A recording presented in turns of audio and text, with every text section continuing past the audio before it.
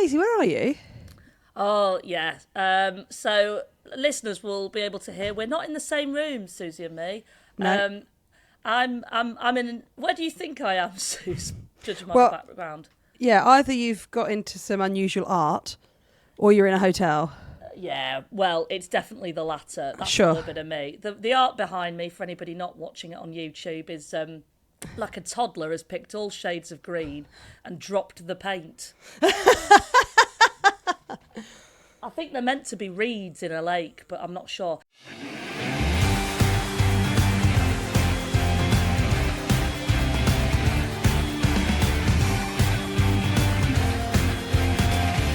Anyway, I'm in a hotel in London. London? London. But Suze, I promise I'm still with my husband. I promise Mike's not left me. But I've been living in hotels the last week, honestly. Oh, so he's just at home with your mum and dad? Yeah, no. Well, Put some prayers. The annoying thing is my mum and dad are in the blooming lakes, so we'd actually be home alone, me and Mike, finally. Not for that, just, a little bit of peace and quiet. However, I've been... she works hard for the money. She works hard for the money. Why aren't you singing along with me? I couldn't work out what the tune was. It's Donna Summer. She works hard for the money. I know. Oh, you absolute cow. You just let me do that on my own. Basically, I've been in lots of hotels due to work. But something happened. Oh, my God, Suze. Last week, I did, Bristol Comedy Garden? Yes, yeah. So I did Bristol Comedy Garden. It's a lovely gig, like in a big tent. Thursday night I did that. Friday night. Friday night I did that. The only reason I'm correcting myself there is it wasn't on the same night as an England game. And I was emceeing, and you might be able to tell I'm recovering from having lost my voice. I lost it throughout the stage of this gig. So by the end of the gig, I literally couldn't talk. and I think by the last section, I had to bring Fern Brady on, brilliant comedian. But I couldn't speak, and it was just left with me going into the audience. Brady.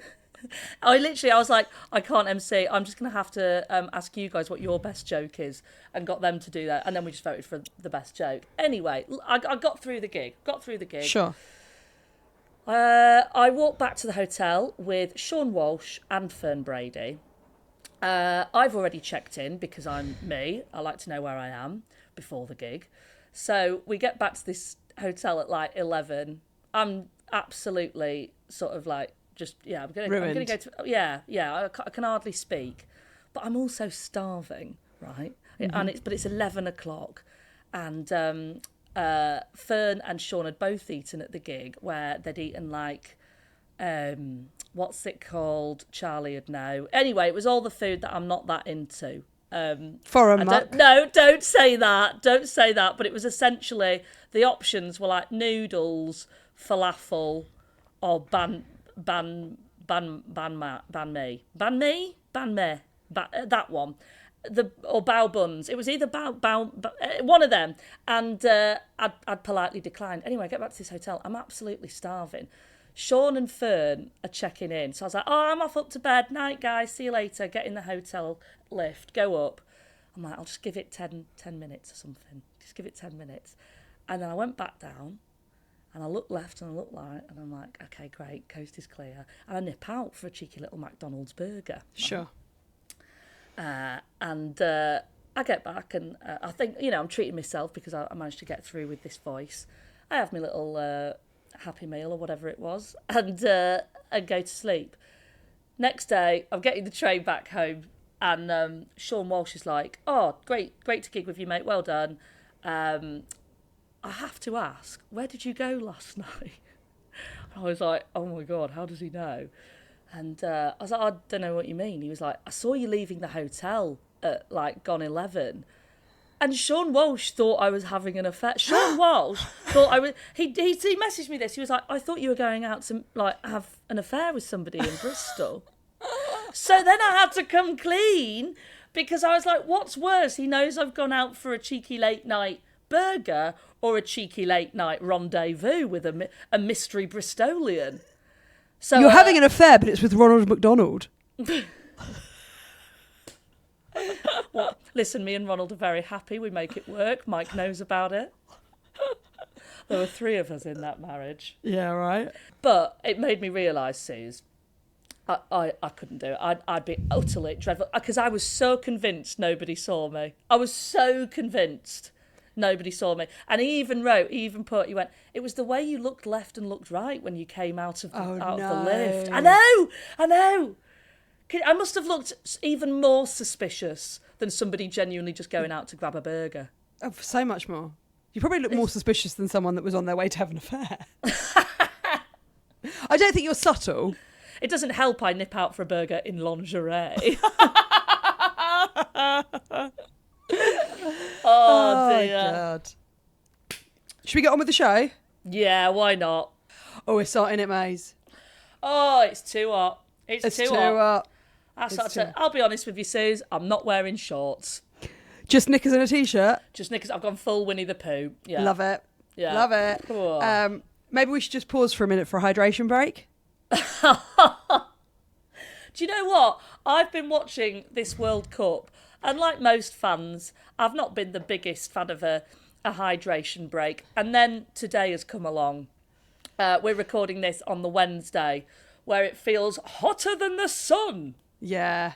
And do you know what? I think maybe a hydration break is all right, because I think I need one today, and I'm not even playing football. No, I think you're probably... if it doesn't seem that hot. It was raining last night. Oh, it's too much. It's too much. I can't cope with the heat, Suze. You're not into it? I'm not into it. I like no more than a good 26 degrees for me. Well, I'm going to the beach in a minute, so... Oh, yeah. Well, you'll have to be selective with where you go at the beach, because us Brightonians know this is where all the Londoners head down and just swarm the beaches. Yeah, don't worry, I'll be going to Hove. Yeah, They've not heard about Hove. They've not reached Hove yet, have they? Wait till they hear about Hove. It's going to blow their mind. It really is. How's your week been, Suze? Well, May, Monday night. Oh, yeah. I was in a play. What? I was in a play. A play? Like a theatre play? Like a theatre play. What do you mean? I did this play at the Park Theatre. Oh my gosh. You did an outdoor play? No, not Regent's Park. Oh. Just the Park Theatre in Finsbury Park. Okay. An indoor play. The Indoor more play. classic of the art form. Yeah, exactly. Proper theatre. And it was a play called Who Done It? Oh. And it's a Western sort of, kind of like a spaghetti Western. Oh, love that. Did you get to wear a hat? Yeah. And a tash. Yeah. Stop it. Yeah. I'll show you the picture, actually. I think I found my look. I think that's... Did you look like a cool cowboy, or did you look like a Republican senator? You decide. Oh, thank God. It's a mix of the two, but it's definitely erring on the side of cowboy. I think it's erring on the side of cowboy for sure. So there's this great run of shows, okay, and they've done them loads of times before. I think this was the 4th incarnation of it. Every time it's a different play. The idea is every night they have a different guest who doesn't know the play. Oh, love that. And you get fed your lines through an earpiece. What? So you have no idea? No idea. I knew I was the sheriff.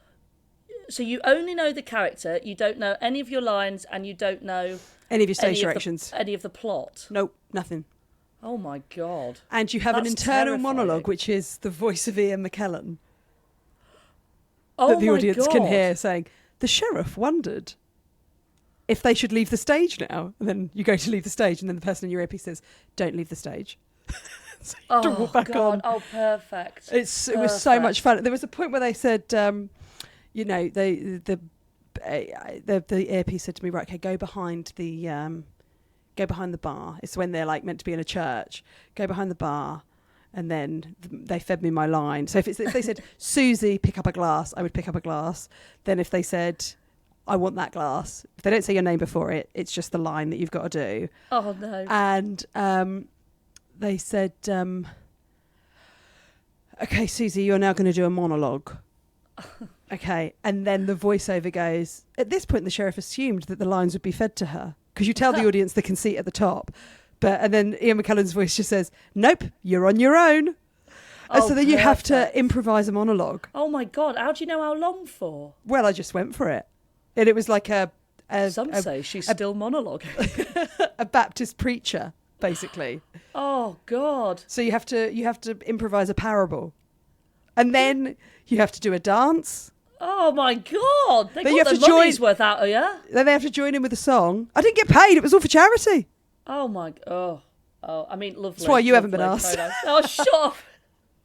Anyway, but what you do, it's so fun. So every night they have a different sheriff, and each sheriff leaves a note for the next sheriff. So my note was from lovely. Jason Isaacs, who had done it the night before, Bloomin' heck. saying, Suzi, you're going to have a great show. Then I had to leave a note for Mira Sayal. Lucius Malfoy. Oh my God. But they'd had Benedict Cumberbatch, Emma Thompson, This is mega. Jim Broadbent, Stephen Mangan. They'd had You're all walking these. with giants. Yeah, I mean, I was the smallest name by a mile. I thought, God, they're going to be so disappointed when I come out, hoping that it's like Gillian Anderson's done it 4 times. She loves it, apparently. And they get big kick energies. Suzi Ruffell. Yeah, I know. Not quite the X-Files. No, that's brilliant, Sue. But it was What an opportunity. Oh, it was so fun. That's so cool. Do you know what it was as well? It's like what we have at live shows, Maisie. It was being on stage with other people. Yeah. Being able to like lock eyes with someone when you're like and it was so playful. Yeah, it's lovely. Really fun. Really, really so fun. Good. What's the name of it again if people want to go see it? It's called Who Done It. I think there's only It? a couple of shows left. They've got some great names coming up. It's a surprise every night who the person is.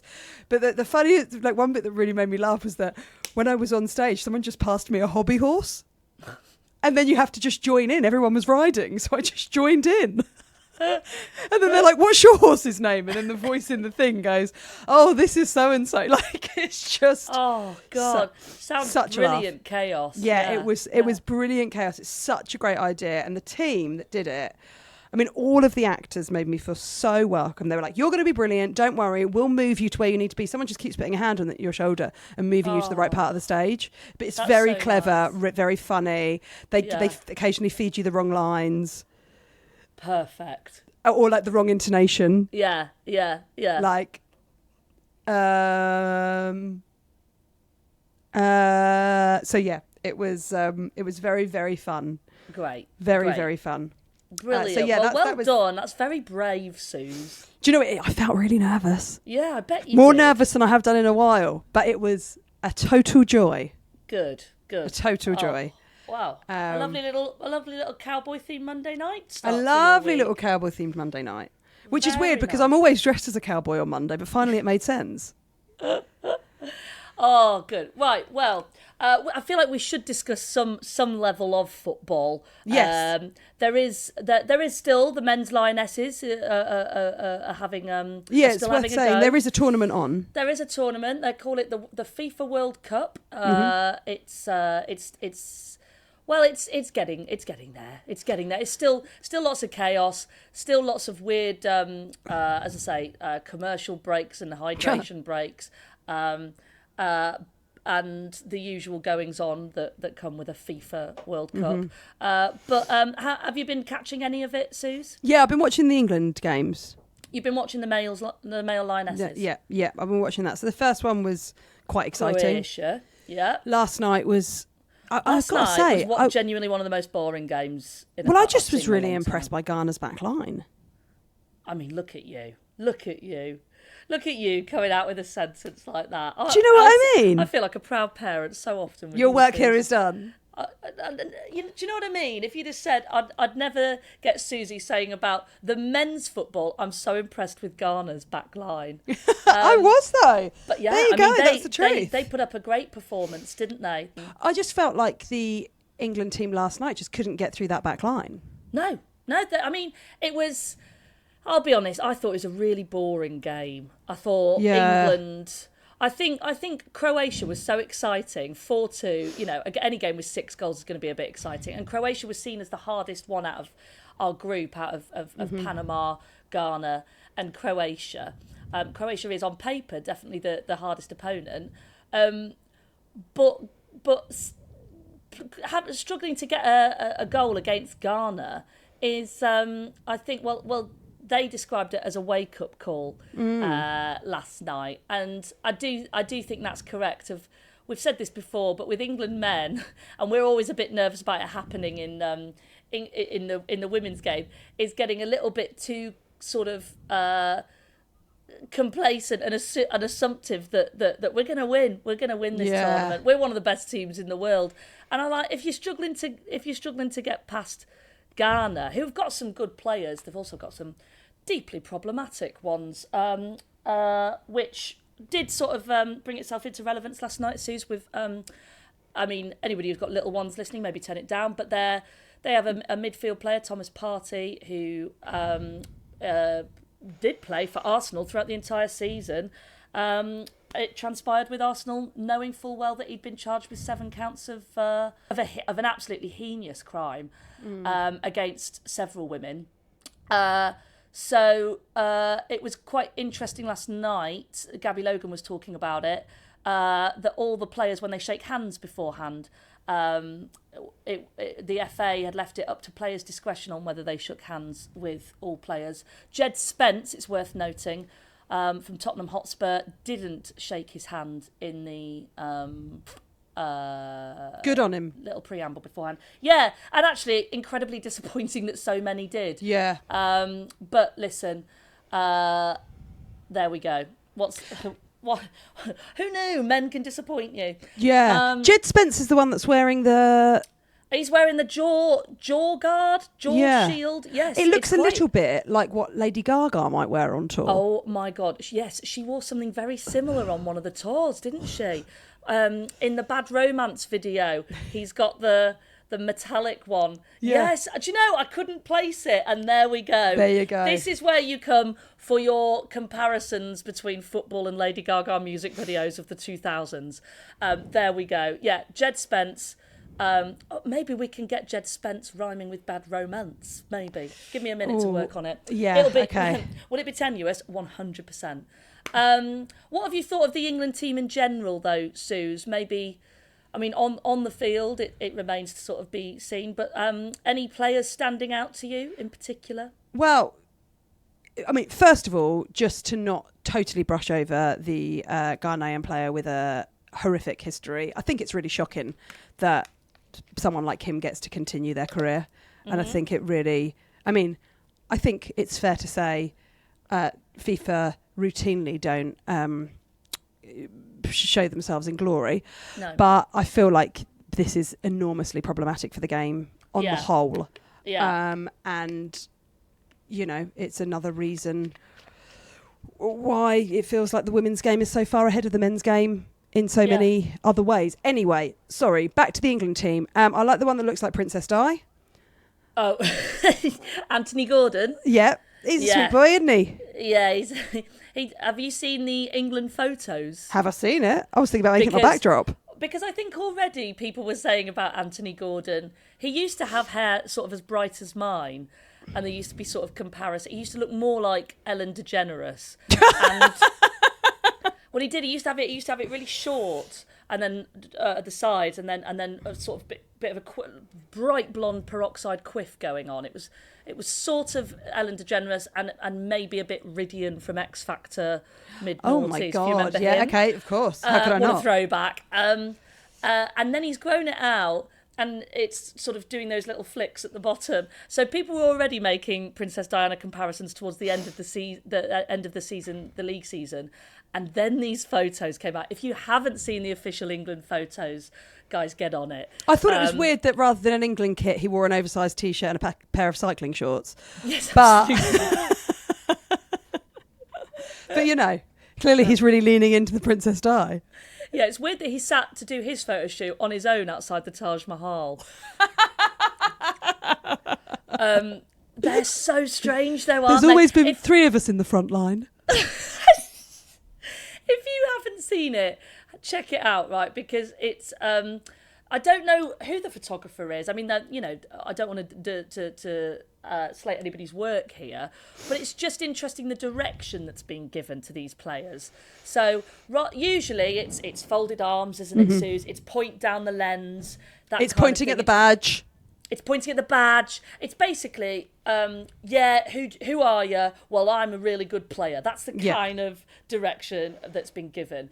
In this one, it's more... What do we reckon, Suze? It's sort of commemorative plate of a royal family member. Yes. Or sort of 1980s actor headshot type thing. Yeah. There's a lot of hands placed on the back of your own neck. Mm-hmm. And then there's kind of like putting one. If you let one arm drop and put the other hand on the upper part of your other arm, so sort of like I'm quite vulnerable. I'm a little bit vulnerable. I felt like it was the sort of thing you might have seen a photo shoot from maybe Five, the band. Yes, a Smash Hits photo shoot is very it. Yeah. Fine if you're in a white vest and blue wash denim jeans. Not great if you're in the national kit representing your country in a World Cup. Yeah, I would agree. It did get me thinking though, Maze. Like, headshots are tough. Oh, headshots are tough. You know. Well, we've both done actors' headshots, haven't we? Of course, yeah. I've actually got mine. I found the book with all of them in. Oh God. Oh no. What year would yours be from then? Well, the first one. Oh my God, the first one will have been 2006. Oh my God. How old were you? 16. 2006. 12. Oh Jesus. Okay, right. Let's do this then. I'll find mine. You send me one of yours. I've got a handful of different ones that I thought I would show. Oh, she's got range. This is how she ends up at the Park Theatre. Exactly. So drama school headshots were basically you'd have to try and have a picture taken that made you look not too like a certain character, but also still looked like you. And like you could play a lot of characters. Yeah. You needed to pull a pose that basically said I can be, I can do tough roles, I can do vulnerable roles, and I can do leading lady, and I can do supportive ensemble. Exactly that, right? And and trying to achieve all those things, a pose or a facial expression that expresses all of those things, is incredibly difficult, as I think we're about to find out. Okay, so here's the first one coming over. Right, you should have it. Oh, first of all, long hair. Long hair, Suze. Luscious locks, Susie Ruffell. Luscious locks from Ruffell. Oh my word. You, wow. Totally different person? Yeah, I would walk past this person in the street and not know it's one of your best mates. Yeah, I do that anyway. Treat them mean, keep them keen. Maisie, please turn around. What colour is that? Because this is a black and white photo. Brown hair. Brown hair, okay. And maybe like some natural, some blondie bits from the sun. Okay, I mean, I think this person would walk onto the set of EastEnders, no problem. Maybe I would have happily done that, but yeah, the stars did not align. No, but do you know what I mean? Or the squares. It's not cobbles. What is it? The paving slabs. I don't know. All right.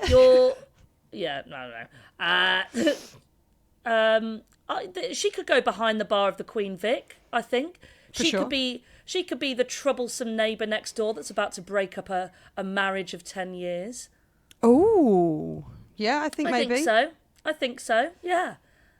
There's you're doing that sort of look. You've tilted your head down and you're looking up at the camera like you know a secret. That's what I remember being told. Actually, you've got to look like you know a secret. I know loads of your secrets. I need to get some headshots done. Yeah, you don't need that. You don't need the expression. Come on then, mate. Show us. Okay, right. Mine's in colour. Just FYI. Okay. Oh God. Oh God. Oh, right, it's go so on. bad, Suze. Send it. Okay. Be kind. Be kind. Oh, Maisie. Or 50907863 2197. Maisie, you look so different. Yeah, I know. Also long hair. It's basically me and Sue sending pics of each other with long hair. It's like we've AI'd each other. God, really brown. Yeah, actually a little bit Jeange, isn't it? It is a little bit Jeange. Yeah. Are you naturally a little bit Jeange? No, my nana was. So I think I don't know, because I You couldn't just lit from afford the to get my back. hair dyed at that point. So I must be a little bit Jeange. I think you look very cute. I think this woman could easily be in the ensemble at the Royal Court. The ensemble at the Royal Court. Okay, Yeah. okay. So Maybe two very she could different be. actors so far. We've got Yes. straight onto East End, straight out of drama school, straight onto Albert Square. I'm not quite a leading lady as you yet. I'm in the ensemble, but I am treading the boards. Yes, I think you're treading the boards in this picture. Okay. Would you like another? Oh God, fancy another one? Fancy another one? Now, this point, someone clearly said to me, you need to get some headshots where you look more serious. Okay. Now, this one, I do look like I'm about to square up to you. Just be aware. Okay.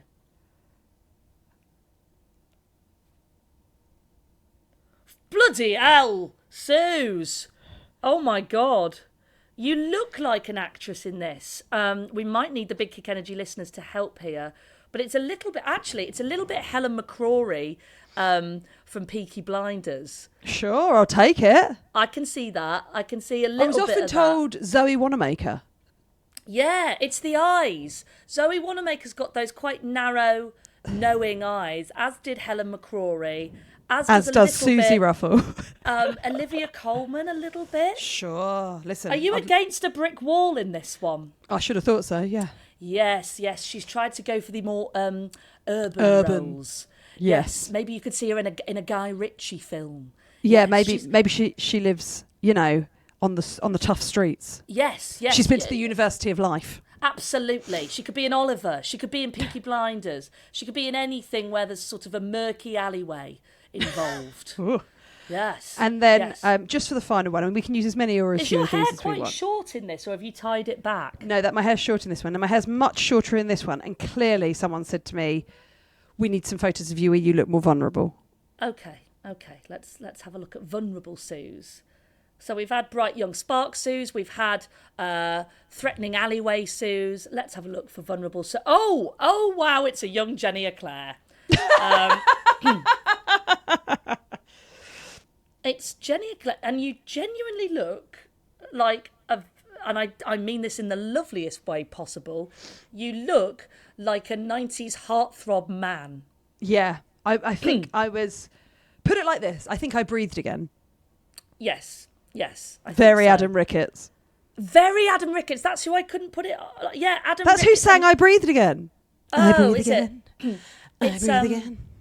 It's very that. It's very, and again, the fashion. That's a real Susie's decision. gone for sort of a corporate shirt with a very high collar, almost Harry Hill levels of high and wide, and then lots of buttons undone. It's sort of a 90s Lothario man in a hotel bar level of buttons undone. Well, yeah.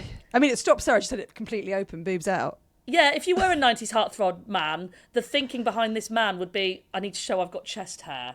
Yes. Except Susie's just showing she's got a chest. Yes. A sternum.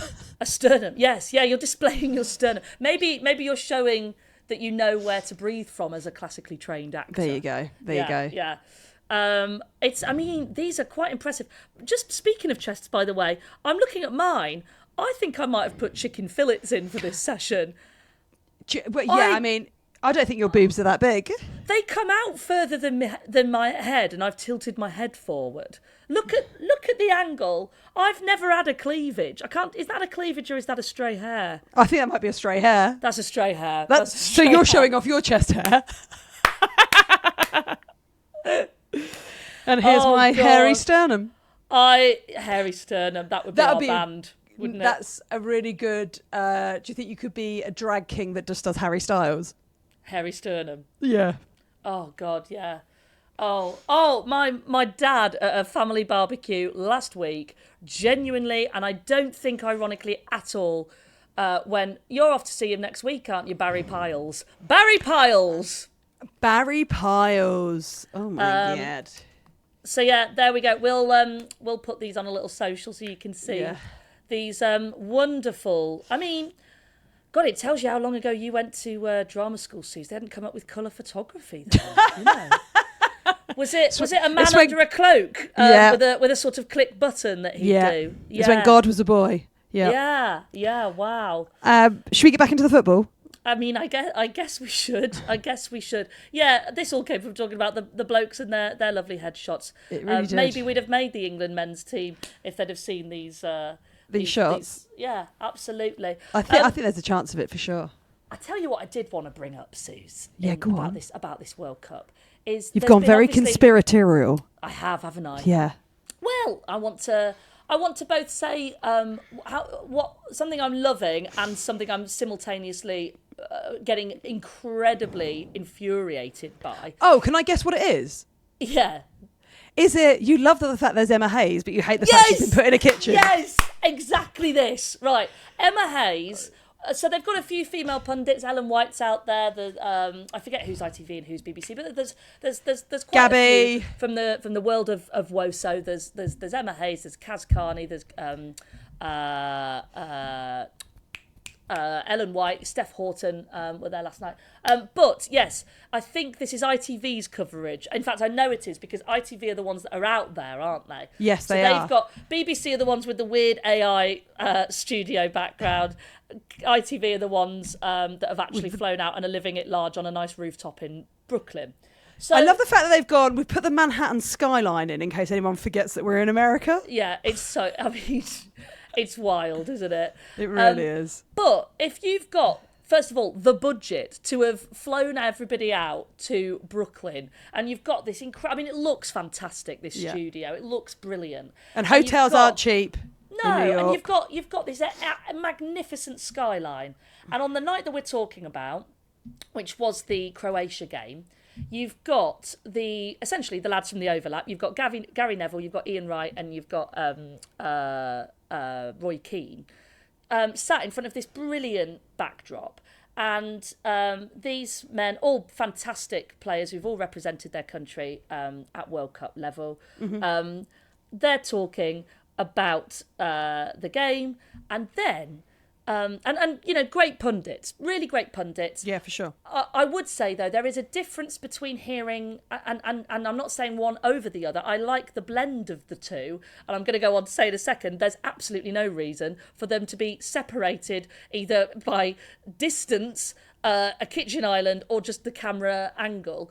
But there's a difference between how a former player gives their punditry and a coach. And Roy, Gary and Ian have obviously this incredible player perspective, which is really great. It's really good. But sometimes it can mask how you see the game, say, to somebody sat at home. And I think what Emma does so brilliantly, is she's able to give a different perspective, i.e. that of a coach, and i.e. that of a world-class coach. She's won so much, and she's currently coaching a national team, so she knows what it means to coach in this arena. So first of all, I love that different perspective. But second of all, I think Emma, particularly as a pundit, has this incredible way of giving really specific insight and really high-class technical analysis from this coaching perspective. Yet also she has this way of making it feel incredibly accessible and understandable to those of us at home that don't have their UEFA B licence. She has a really fantastic ability to make something quite complex very, very understandable for everybody at home, whether they are a diehard fan. And we've spoken about this. It's sort of the crux of why this podcast started, of international tournaments bring in fans from all of the levels of engagement with football. So in a World Cup football tournament, especially a World Cup England game, you've got people who live and breathe football and have very strong opinions on what tactics Tuchel should apply. And you've also got people who just want to sit and wear an England shirt and have a barbecue. Yeah. Now, Emma Hayes' task as a pundit with her coaching insight is to bring something that we might not have noticed when watching the game, but she has noticed because she has that perspective. And she's absolutely brilliant at it. Yes, she honestly, really is. she chose to she chose to speak about Jordan Pickford's integral role and how he's choosing to use his back line and his central defenders to press, basically kind of and to essentially I think tire out Croatia. So you've got so that's fantastic, and I genuinely found myself when she was doing it understanding something that I previously would have thought, oh, it's a bit in depth for me. You know, I just kind of like. I mean, don't get me wrong, I like knowing about it, but I would have thought that would have been quite a tall task to make understandable in such a short space of time that Emma is given. So why on earth have they given her already this, you know, she's got already a big task in her hands. Why have they given her to do it? She stands separate to the other pundits, bearing in mind she's the only woman. Yeah. So she's separate to the other pundits.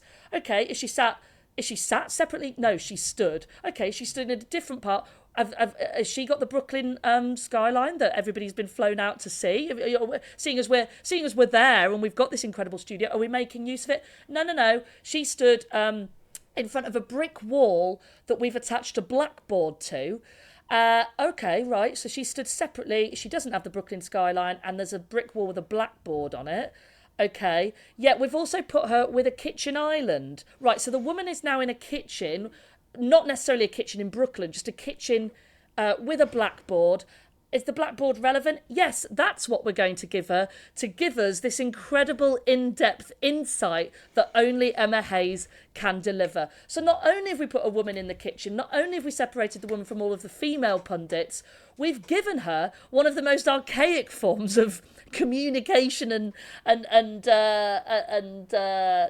sort of illustrating a point to people humanly possible. It's bonkers. And you and I, Suze, know from working a little bit in telly how many people that would have had to go through. Yeah.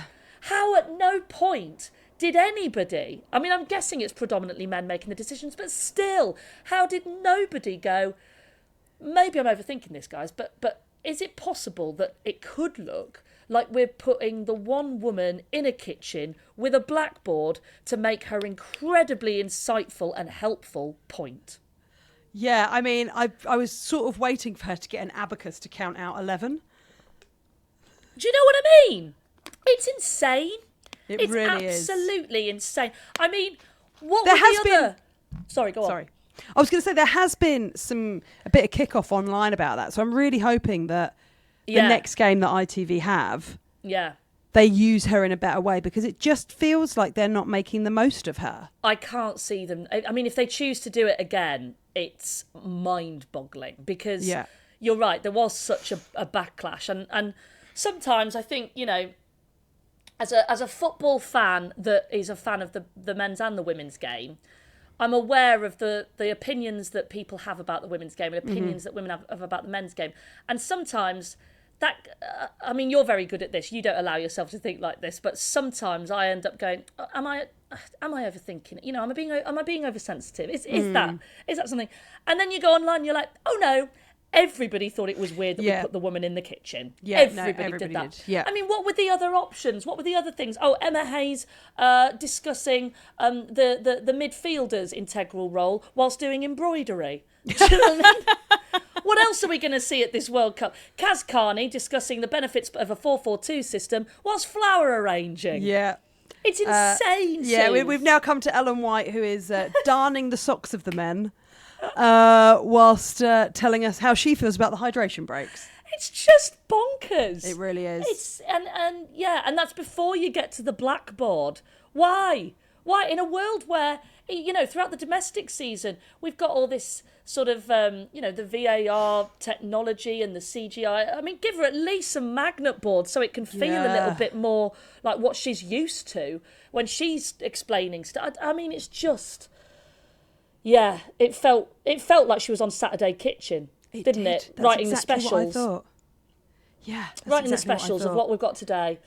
I thought she was about to do the cocktail. Really, really odd. Really odd. I hope they use her better in the next game. Totally. There have been some really great sporting results, though, Suze. Obviously, the football's been massive, but a really, I wanted to say a fantastic week for the Naisbrag Striders men, which I'm sure you'll know about. The massive success of Naisbrag Striders men. Yeah. I'm talking about the Naisbrag bed race. You know about the Naisbrag bed race? Remind me? Naisbrag bed race, anybody not familiar, don't worry about it. It's really normal thing that we do in Naisbrag, which is just outside my hometown. Basically, everybody in the town gets together and decorates and then races an industrial-sized bed through the town of Naisbrag on a normal Saturday morning. It's been going for, years and years and years. Every year, loads of people just race. There's a theme, Suze, every year. Oh, of course. Why wouldn't there be? What was the theme this year? Swinging 60s. Lovely. 60s. So there was a yellow submarine, being raced through by 4 local Yorkshiremen all dressed as the Beatles. Yeah. Yes, absolutely. I think they borrowed your moustache from the Park Theatre. Yeah. Were they aware of the song Paperback Writer, do you think? Oh, shut up. So yeah, that's sort of the biggest sporting event where I'm from, and this year it was won by. I mean, they've always had sort of top 3 finishes the last few years. I think the Naisbrag Striders men, but they narrowly pipped rivals GH Brooks men's to the post by winning the Naisbrag bed race. Well, huge congratulations. Do you ever want to enter it with me, Suze? Oh my God, I'd be well up for that. Should we do it? Yeah, we could do a big kick energy bed. Yeah, we could. Can I lay on it? Yeah, 100%. And you run underneath it. Me, you, producer Charlie. It does need a minimum of 4 people. So maybe we could host a competition to find our fourth runner. I'd love it. Yeah. Or we get a lioness. Yeah, that feels really likely. Yeah, we do need a child to ride the bed. Suze. We could borrow mine. Okay, we'll borrow your child. So put your child in the bed, and then me, you, producer Charlie, and then either a lioness or a listener. It'd be very strange if it was like... Or both. Kirsten Kasperai, she's both. She's not a lioness. Oh, no, but like professional footballer and listener. Kirsten will be in touch. Kirsten, Charlie, you could sort that email. Subject heading, Kirsten for Naisbrag. Yes, that's nice. Or, we better not send her a message that has bed in the title. It might seem a bit creepy. Would you like to get into bed with us and race through the towns? Racy bed? Okay, should we talk about... No questions about the Naisbrag bed race, Suze? No, I think you've made it quite clear. Okay. I think I'll probably learn it on the day. Okay. I'm looking forward to it next year. Have you ever done it? I've never done it. I've been loads. I mean, it is a great day. You just sort of sit and try and not get hit by a bed. Yeah, I'd love it. You've got to make your own fun up north, Suze. Yeah, so I've heard. Yeah.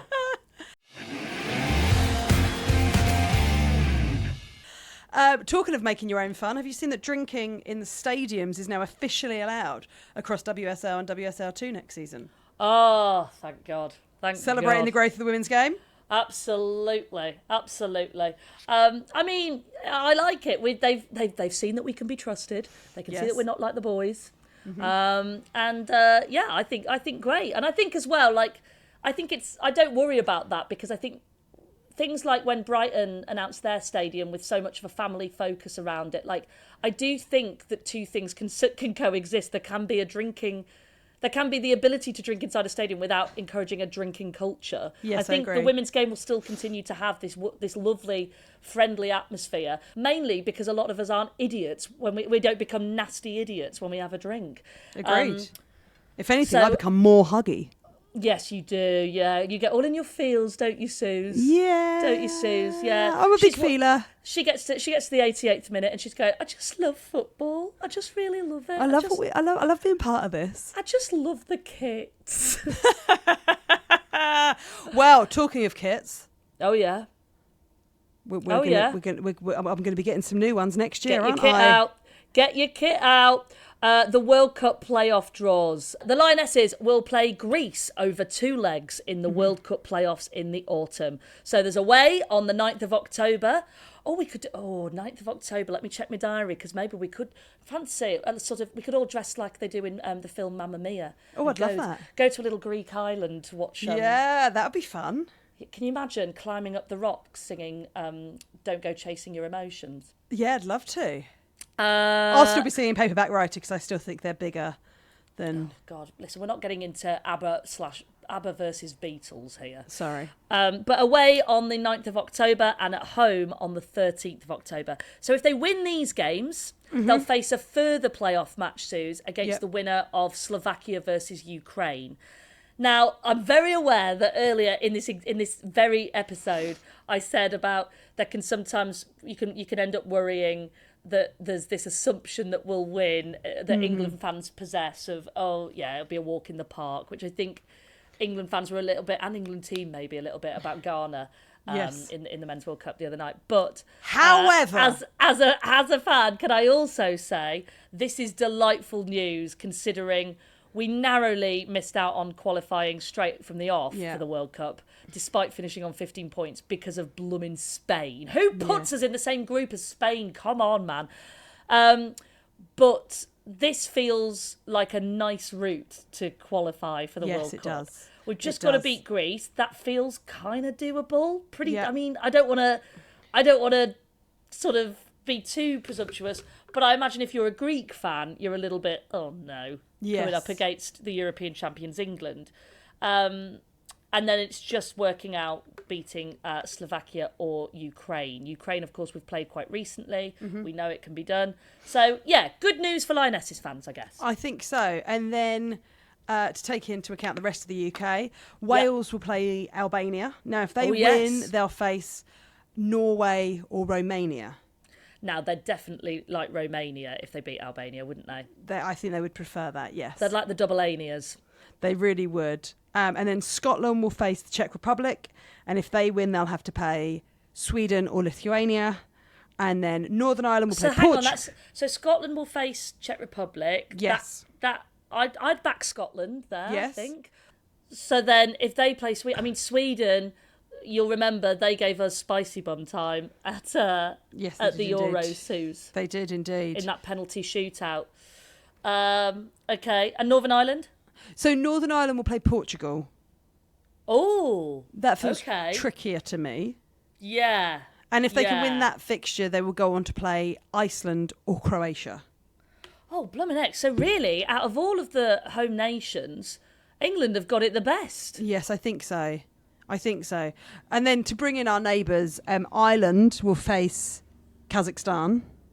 Okay, I'd back Ireland there. I'd back Ireland there as well. And if they're successful, they will then play Belgium or Poland. Okay, yeah. I think, I would love to see Ireland qualify.